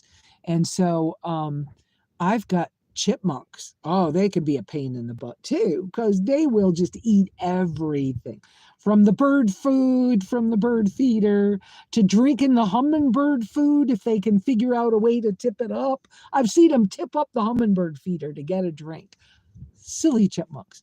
And they'll dig in the ground, and they'll travel underneath ground, and they'll travel up in the trees. Oh, good Lord. So what I found, I learned from an auto mechanic who used to be a minister. Jeremy might know this guy. He used to work in Tucson, and his sideline job to make money for his family was in the spring and the fall when people were moving their RVs because they were snowbirding. They would call him when they couldn't start their RVs. Well, 90% of the time, the reason they couldn't start their RVs is because they had rodents chewing on the wires. And so he learned that he gets paid $3,000 to $5,000 for each rig each year. And so each season. So he taught me when I first moved up there to use original flavor, simple green. And you, on a nice sunny day, spring and fall, both, always, every year, spring and fall, open the hood, spray underneath the hood, spray the engine compartment, get as many as the wires as you safely can, lay down underneath. I put mine in a garden sprayer that you can pump up. I put it in a little one I have small cars, but I get a little one from Dollar General that's only for Simple Green. They last a couple of years with Simple Green. If I forget to clean them out before I leave on a trip, then they might not last the whole winter. The sun will just, rot them. The plastic doesn't last very long. Anyways, but you pump them up full strength or half strength. Depends on your budget. For me, I'm just like, I'd rather do full strength, but I tried it with half strength and it works. So if you don't have enough money, just do it half strength. It'll still work. Spray. And I don't mean spray like somebody did that one year and they were like, it didn't do any good at all. They're still there. And I was like, what did you do? Show me. And she pulled out Simple Green and it was lemon flavor. And I said, you got the wrong one. Original flavor, Simple Green. And she went, tss, tss. And I was like, what's that? She goes, well, I did that near the battery wires. And I was like, oh no, girl, let me show you what I mean. Let me go get mine from my car because you got the wrong one. So I got mine, and because I always carry a little bit in my car, even if I don't have the sprayer with me. And at that time, I don't think I had the sprayer with me that time, but I was like, I'll ruin a new bottle. It doesn't matter. I think I had just a spray bottle from Walmart or something. And so I was like, this is what I mean. Use half the bottle here, right? Half the bottle here, and you're going to need 4 or 5 more. So, buy a gallon, buy a half gallon. You can get a half gallon at Walmart. But religiously, spring and fall. If you want to know when in the spring and fall, pay attention to when the animals start moving around. If you're in tune enough with nature, you will notice when they start to move around. And whether you're noticing them or you notice that the birds are eating different or you saw more deer all of a sudden, or you'll notice there's a change when the weather changes, the animals change their patterns. That's when you want to do it. You got about a 2-week window. Soak it. Good sunny day. Soak it underneath, soak the whole undercarriage, get on top of the tailpipe, do the wheels, do the tires, do the tops of the tires, do the wheel wells. Soak it good and let it dry twice a year. That's all you got to do. Then every month when you check your fluids, you should be checking your fluids for maintenance at least once a month. Now, if you have any specific problems with your vehicles, then you should be checking it probably more often. Like when I was having trouble with, I don't know where my coolant's going, I was checking every time I went anywhere that was an hour drive, then I would check my fluids just because I didn't want to have a problem. And to be safe, that's wise. So every time you lift the hood to check your fluids, check to see if there's any signs of a rodent having come in. And they will come in and look around. They won't be really happy, but they might bring a stick in. They might poop a little bit. Get rid of the sticks. Don't use your hands. Use gloves. If it's pack rats in Arizona do have a problem with some pretty nasty diseases that you don't want to get. So wear gloves. Now, I don't wear gloves when I'm spraying the sprayer because I don't like the feeling of gloves on that. You could use rubber gloves or something, right? Latex gloves, whatever it is. I take the glove off that hand, but I'll use, if I'm cleaning up the mess from where they visited, I will definitely get in with a glove and clean it out. I'll get a whisk broom.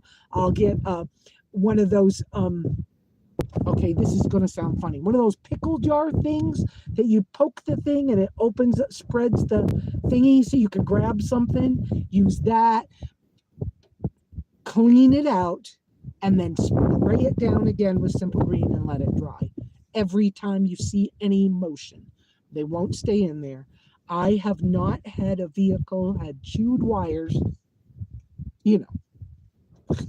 cross everything, right? I have not had a vehicle cross chewed wires in 12 years. No, I take it back, 10 years. The first 2 years was hard. And if you are on a piece of land, or even in Ehrenberg, if you go down, it's fugly down there again now, but if you go down near the river in Ehrenberg and you camp too close to the bulrushes, the plants on the side edge of the road, they will, the rodents, the mice, the rats, the anything will come up and try to find food from you because you're new in the area. And they'll try to move in if they can. I've known many people camping near the water down there in Ehrenberg and all excited. Oh, and they've got their door open when they sleep at night. And the next day they're like, how come my crackers are all over the place? And how come well, one, your food's not put up.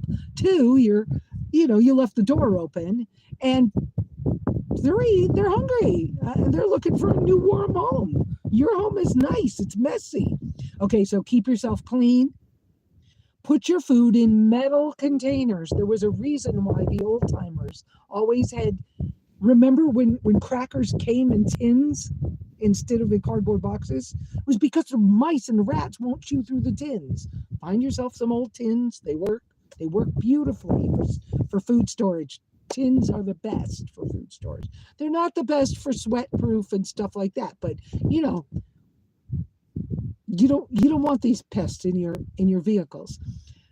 Pack rats and mice will chew through a 5-gallon bucket. So what's the point? Don't put them in plastic. Besides that, food rots in plastic faster because it sweats different. So I don't know, you deal with that. But honestly, the metal containers work better. Keep your rig clean. Try not to have your food out in any way. Pretend you're a long distance hiker hiking in grizzly country. Pack it carefully. Make it as bear proof as you can.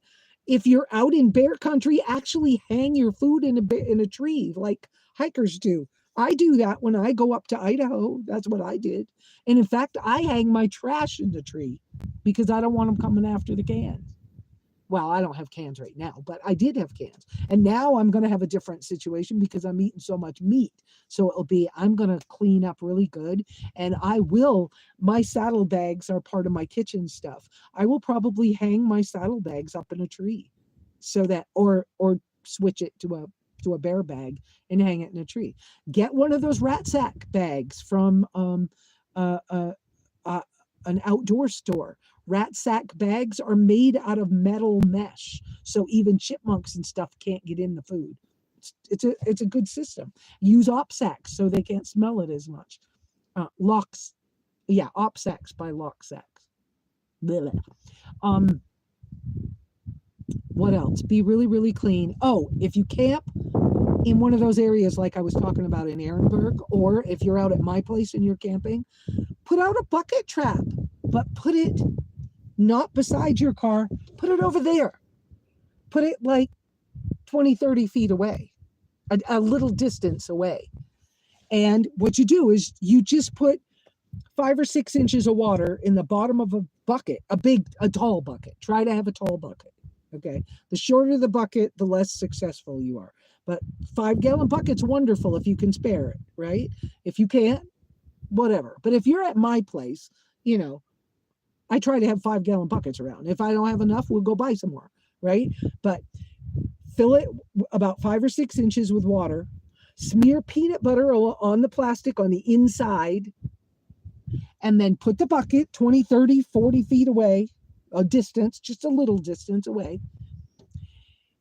Put a ramp, put it near the base of a tree where there's a branch, or put a ramp, or put a stick so they can climb up. What they do is any of those rodents, and I know it's sad when you kill the chipmunks too, because I don't like to kill the chipmunks, but at the same time, they're just as much of a problem as a pack rat is. And so pack rat, mice, whatever, they're going to climb that stick because they smell the peanut butter. They get up to the top and they start reaching for the peanut butter, and they can't reach it. It's too far down in. They fall, they drown themselves. I know it's not pretty. I'm sorry, it's not whatever, but this is a war. You have to fight. And then in the morning, I go check all the bucket traps because I put them out. When I go home, I put 3 out. And then I go check them every morning. And it's disappointing when I first go home. It's a common thing. I have an area where I bury them. I take them away from the house a ways, quite a ways away from the yard and the house. And I dig a hole and I dump the bucket and bury the bodies. And usually when I first go back to my place, I'm burying 5 or 6 bodies a day for a while. And I'm sorry. I don't want to kill stuff, but it's them or me. And so you bury them, and I use a big shovel when I'm at home because I have them. So you figure in a big shovel, the length of the height of the part of the shovel that you dig with is about 12 inches, and I make it a shovel's deep. Okay, I bury that, and it's funny. It'll be a year later, and the coyotes will dig it up. Because by that time, I'm figuring it's so long gone. Why would they bother digging it up? But it has happened so many times to me. They don't dig it up in 6 months, and it's very far down in the dirt, but it'll be a year later. They will dig that up.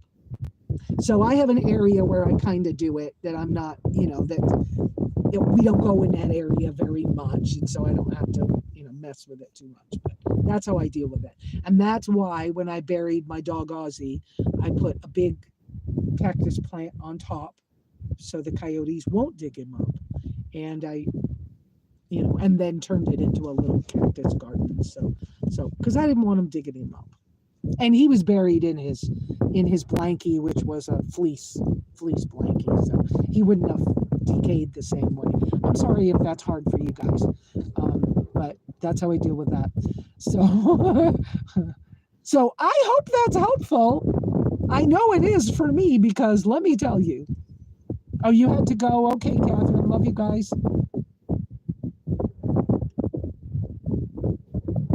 Yes, that's what happened. Was a few years back, every vehicle's the casing on the wiring, that plastic casing, they changed the recipe somewhere in the 80s, and they included soy in it, which might have been useful to the guy who's selling wire, but not so useful for all the rest of us. So some of the new wiring evidently doesn't have soy in it again.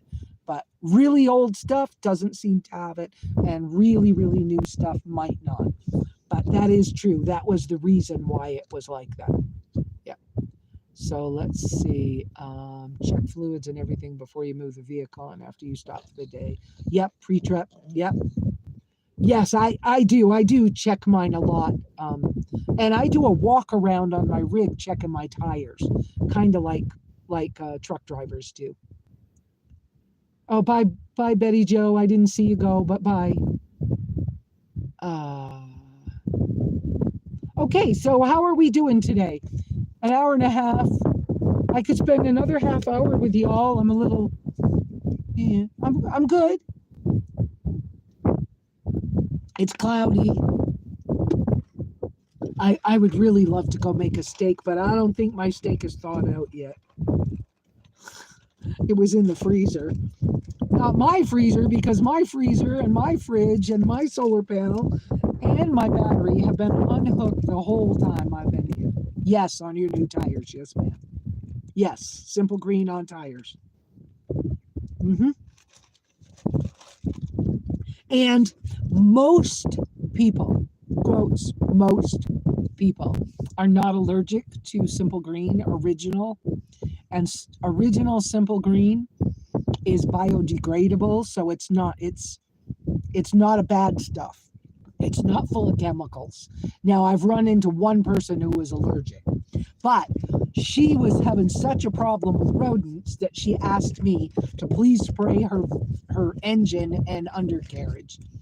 And she slept in a tent for a couple of days until she was sure it was gone. The smell was off-gassed. That's the word I wanted. And I used to, if I can afford it, I try to keep a couple of gallons of Simple Green at my cabin so that if anybody's at me, that they can spray their vehicles, because I do have pack rats. I do. And where you camp is not in my yard. It's on my property, but it's not in my yard. Yeah. Yeah, and the nests are weird, aren't they? Because a lot of people come out and they go, oh, I found this bird's nest in my engine. Yeah, that's not a bird's nest. Oh, and by the way, I forgot to mention, the rabbits will get up in your engine too. Yes, the little rabbits that become big jackrabbits, or the cottontails. And I have both cottontails and jackrabbits out at my property. So, yeah, they're a thing. They'll get in your engine. They'll chew things. Yeah, but a lot of people think that they're bird's nests, and they're not. And be careful with your hands on that stuff. I'm not saying you can't touch it, but, be really clean, because,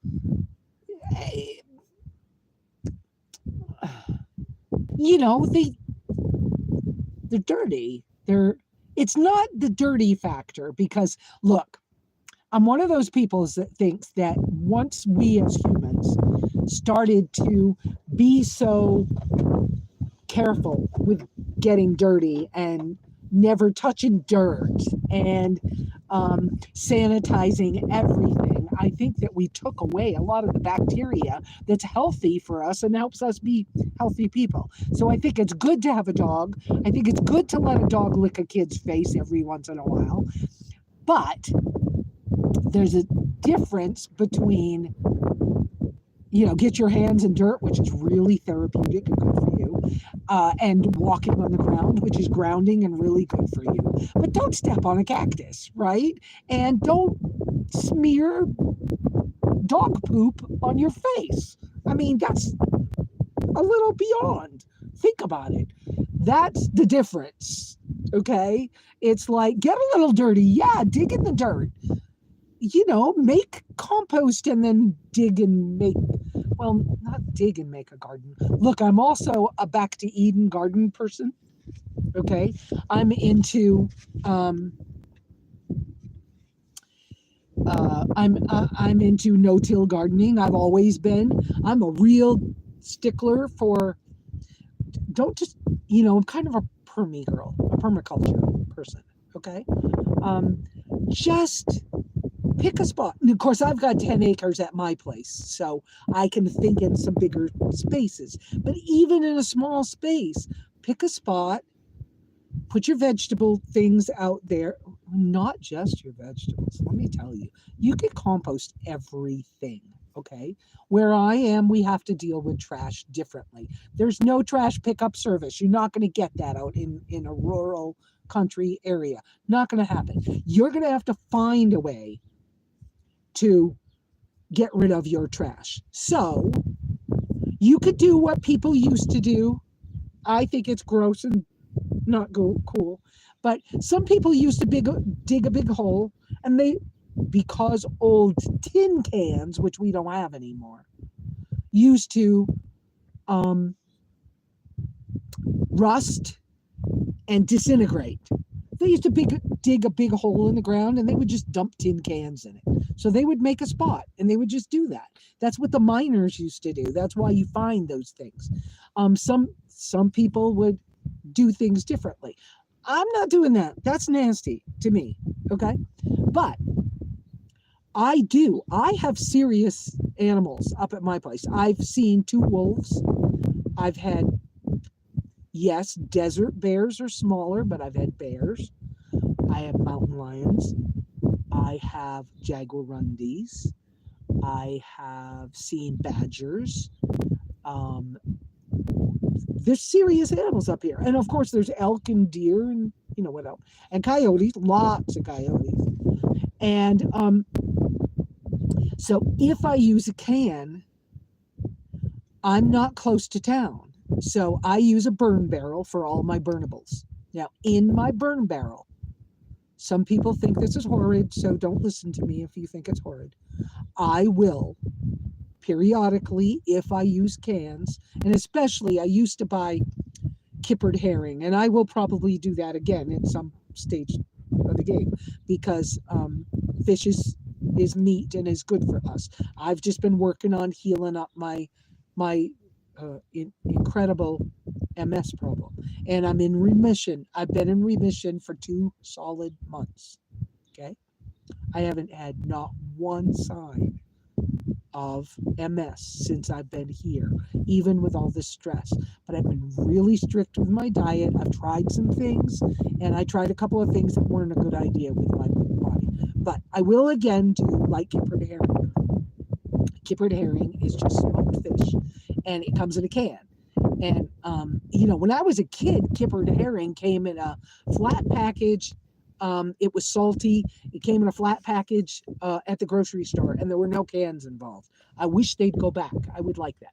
Anyway, but those cans, periodically, I burn them off. I burn the smell off of them. And then I remove those cans from the ashes, and I put them in plastic shopping bags, because we get plastic shopping bags. That's my trash bag. And for me, I do not usually fill one in a whole month, a shopping bag. It's a big deal if I've got a bag of trash big enough to go to the dump. So because I so rarely have them, I often just ask a neighbor that I know goes to the dump, do you mind if I hand you a bag one day? I'll give you a couple of dollars towards your dump run. Do you mind if I just put it on your trunk when you're going? And often one of my neighbors will say, oh yeah, no problem. Just bring it with you to farmer's market or whatever. Yeah, of course. Or if I'm going down to the shop, well, I shouldn't say that. Let me not say that. You didn't hear that, Jeremy. Sometimes I'll ask Stan, but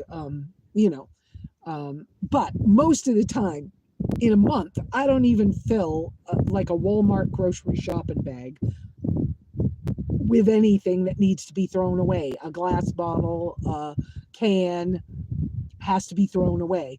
But most everything else I have, I'm able to burn. Some people are picky about not burning plastic, but if you notice what happens at the landfills, often they're burning plastic. I make my decision based on where I'm at the moment. And at home, I do one thing, and when I'm out in public lands, I might choose to do something else. Depends on the situation. But to be safe, I do burn meat packages, because especially when I'm camping and especially at home, there is no safe place for me to store smelly meat packages or cans and be safe enough from a bear, a wolf. So burn them off, or burn them, and then put the cold burnt thing into a bag to take to the trash. That's how I deal with my trash in a rural off-grid.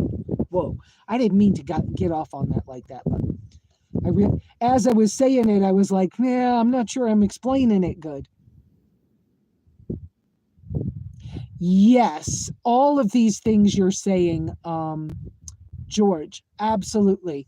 The archaeologists do love, they go hunt in pack rat nests for findings. If you want to find Indian beads out in the desert, they're going to be in a pack rat nest. But I don't want to dig down in there. They're deep. They're massive. They go all over. But seriously, it really is best to, if you can, to store your food, as your dry foods, as much as possible in metal or leather, or in something that can be smell proof as much as possible. Now, if I was choosing to hike again at my age and whatever else, I'd love hiking. I just haven't been doing it. But if I was choosing to do that again, I would most likely use an Ursac, URSAC, with, there is an aluminum liner that goes inside. I'm not sure if I could, I wonder if I could use a titanium liner. I haven't seen anybody do that, but I'd be willing to try a titanium liner inside an Ursac, and then use the OpSacs, which are the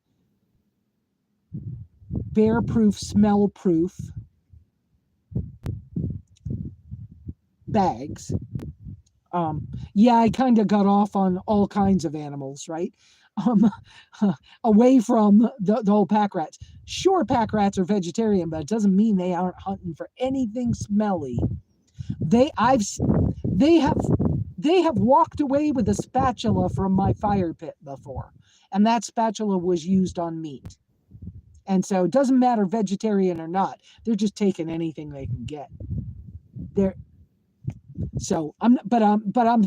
I am speaking when I'm talking about the smells and stuff. I've gone on to the meat and the other animals, not just the rodents. But the rodents will take those Irish Spring bars right off the top of your tire and take them right into their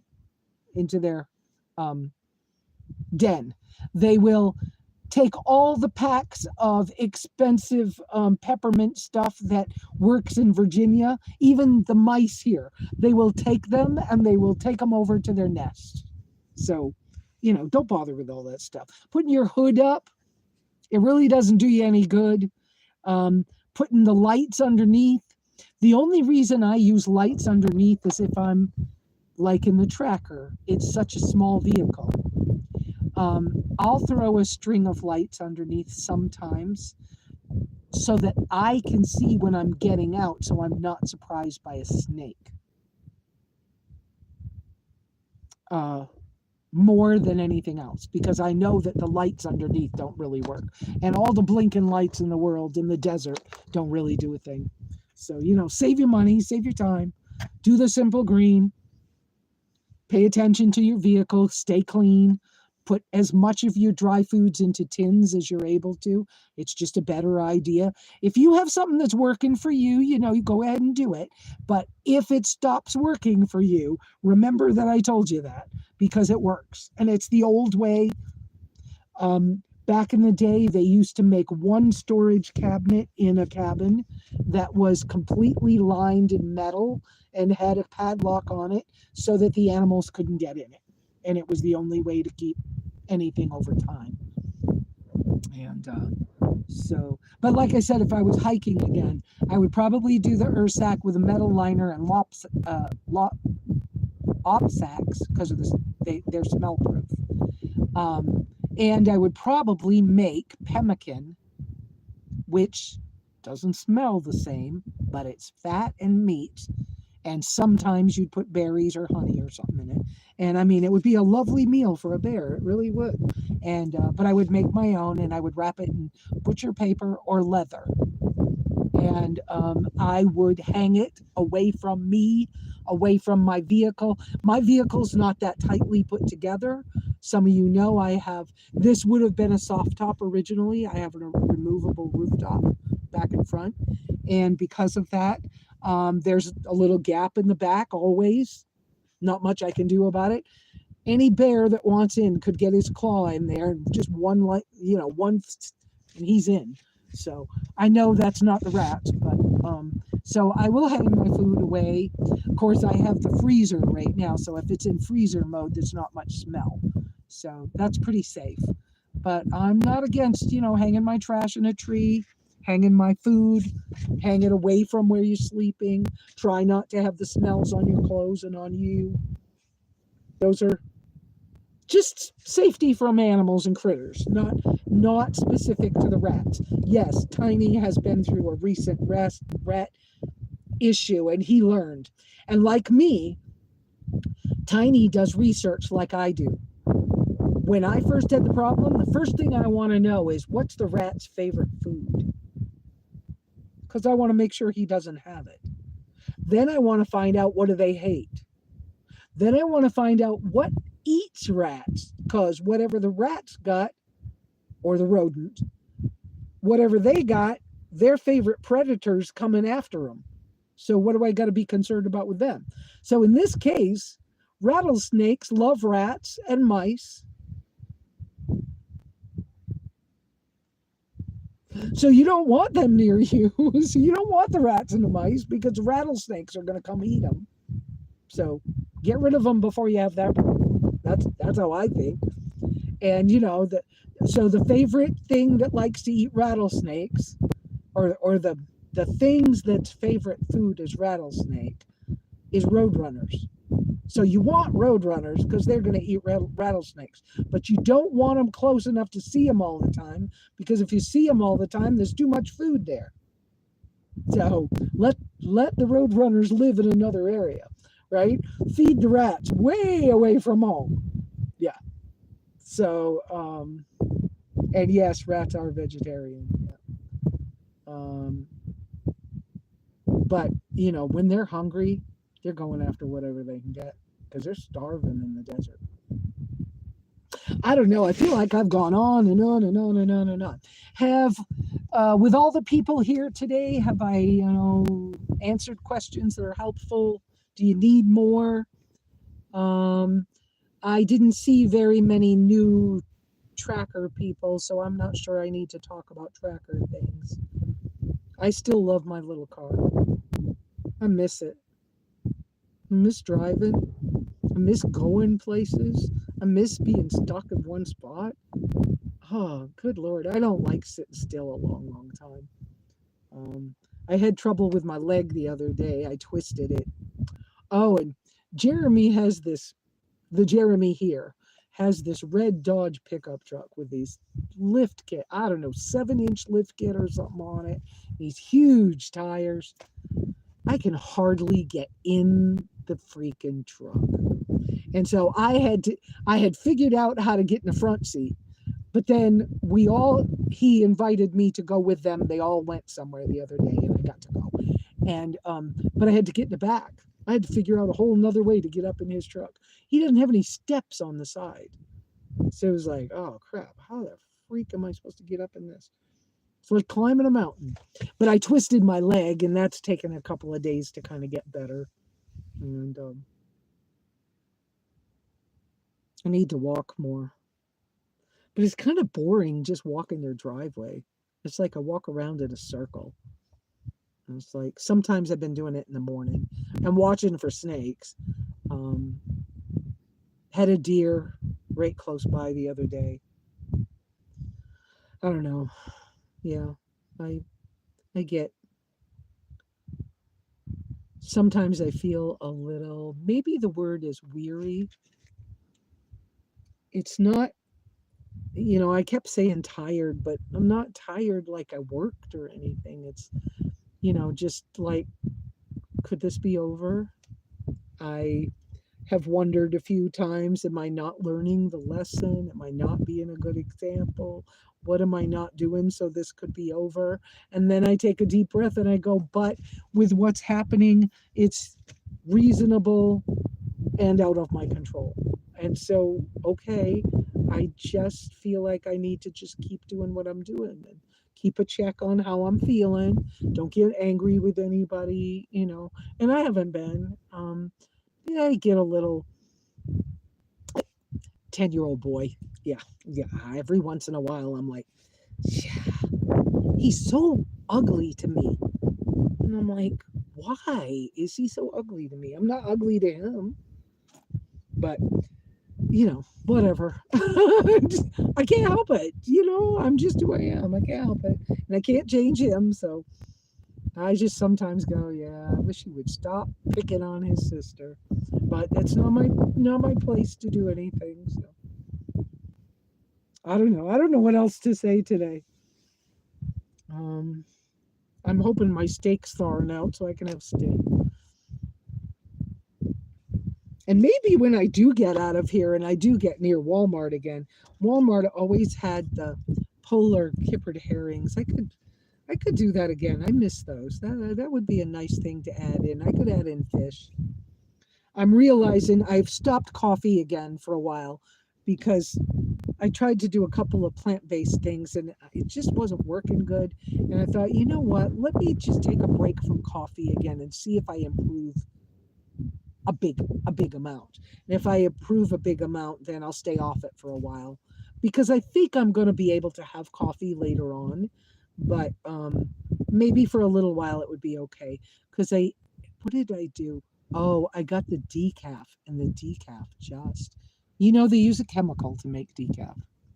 So, well, a portable campfire situation for burning trash, SRR, or just for a portable campfire? There's a different shape for burning trash. Personally, they're expensive. I'm going to say this one thing. I love the Vargo, VARGO, titanium stuff. And I bet, I've never had my hands on it, but I bet that their fire pit is the bomb. It flat folds. It's like an origami fold thing. I have their little tiny stove that is a wood stove, but it's not big enough for burning trash. I love their titanium stuff. Expensive, yes. So, not for cheaper stuff. I have a knockoff of a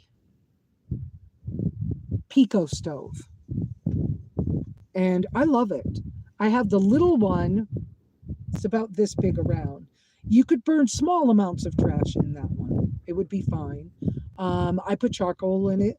I use it with I don't like using it with a sterno can, but I can. But I have it, and it's really lightweight. It's stainless steel, but it's really thin stainless steel. And so that's a great one. I love that. I have a fire pit, but that's flat, and it can work as a charcoal grill, which I have done. And it's also a knockoff of the larger Pico grill. And it folds into like the size of a magazine, and it's really light. And I do like that as well. But it's, again, not a good one for burning trash. I don't know how much space you have, SRR. I like the flat fold stuff because of my space issues, of course. And I want to use the same stuff on the road that I use at home with a few exceptions.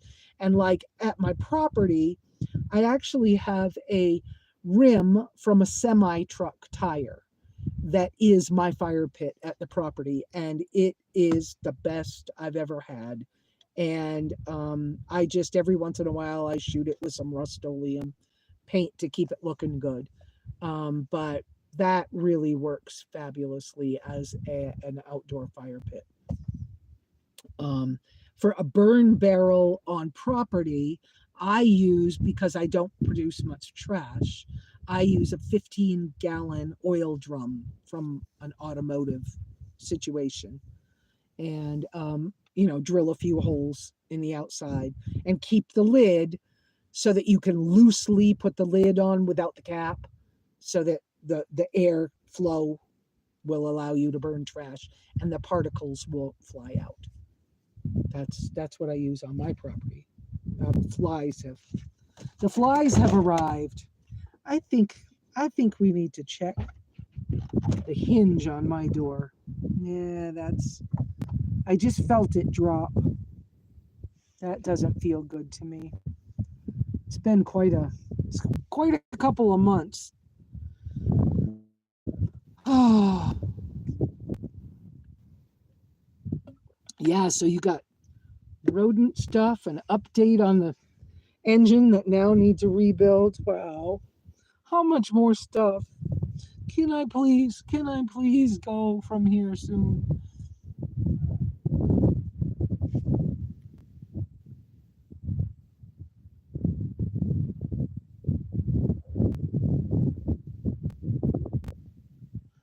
Oh, okay. That little flat stove that I had last time, that was the Vargo, Vargo, Vargo, little, it's a little wood stove thing, but I'm able to put that sterno can in it. That's the one you're talking about. That is not the stoves I'm talking about for burning trash. That one's, I think I paid like close to $60 for that little stove. I love it. It's titanium, it's lightweight. I love it. It has a converter stove for the top, which I haven't used much, but I've used other alcohol stoves just inside. It's just a great shape. It's a good windscreen. It just works. But it's not a grill. And it's not a, so it's not good for that. And I have a Kelly kettle with me as well.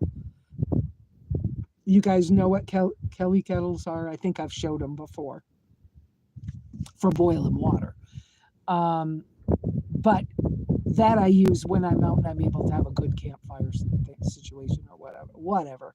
I mean, there's different days when I want to use a different thing. But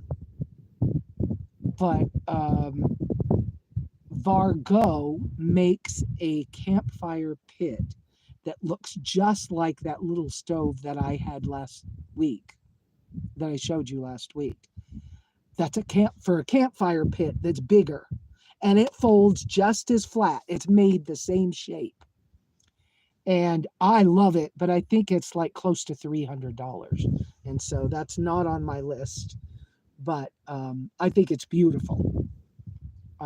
I don't need it at the property, and I don't really need it in my rig.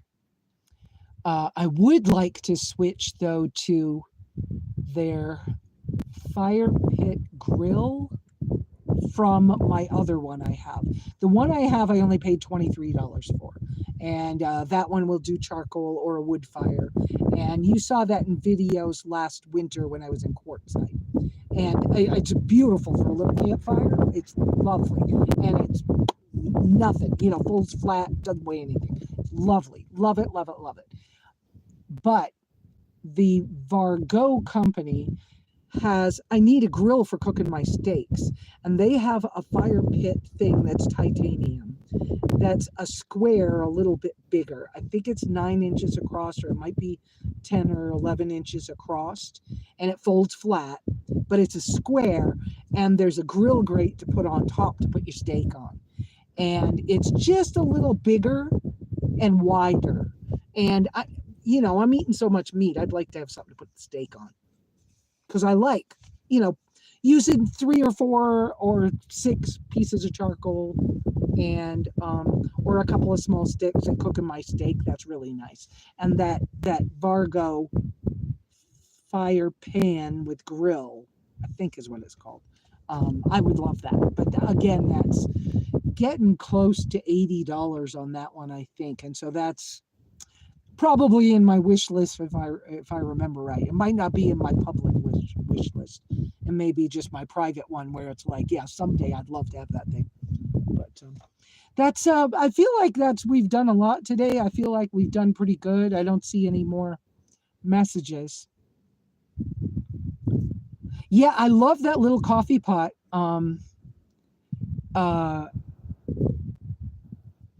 Or kettle. I just loved the cute shape of it. Was what it was, aesthetically pleasing to have that shape. You could get by the same, that's an MSR. Oh no, that's Evernew. But you can get a straight-sided one and not get the bulb on the bottom, But it was too pretty. I was like, no, I want that one. I could get the straight-sided one and it would be practical, but no, I like that, so I bought that one. And I've gotten a new fry pan since I've showed you stuff, because I needed a bigger fry pan for when I'm using the sterno to cook my meat in, or to cook hamburger in and stuff like that. I could put it in the pot, but I don't want to. So I bought a fry pan that's about this big, and it's titanium.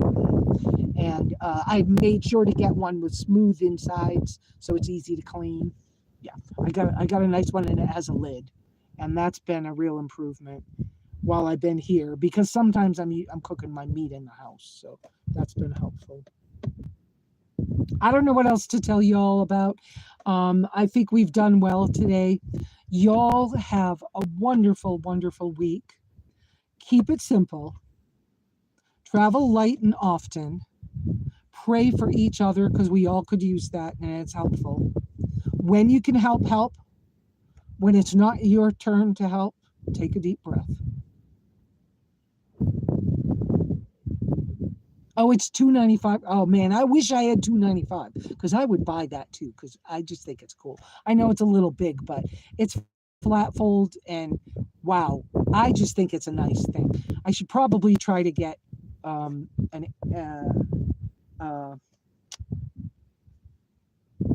ambassador program from them. I should probably try to get that.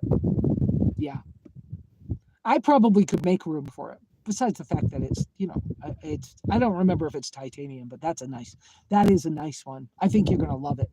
Yeah, sponsorship, but there's sponsorship, and there's also an ambassador program often, and so one of the two would be helpful for me. Yeah. Anyways, all right, I'm gonna try to get through another day. Y'all have a wonderful, wonderful week. Ciao.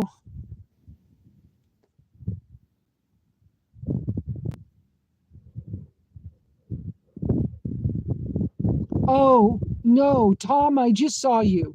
I was about to close off the live, and I saw your note, Tom. I didn't realize you were here. No, I am not a week out on my rig. No. The new engine had a bad head gasket, has a good block and a good head, but the valves have a problem. The valve seats and it's possible the valve sleeves need work. So we're looking at rebuilding an engine, and we can't find an automotive mechanic shop. We're hunting for one. We are expanding the search to go all the way from Vegas to Reno, hunting for an automotive mechanic shop that can rebuild the engine. That's where we're at. No, to me, it feels like it's another month away. I don't think I can do another month. And yet, I'm not dead yet. I just keep going. So I hope that helps, Tom.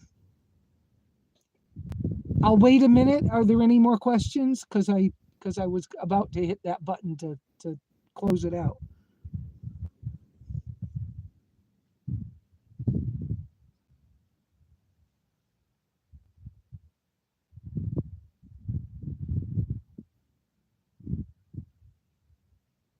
All right, y'all have a good week. Ciao. Now we'll stop.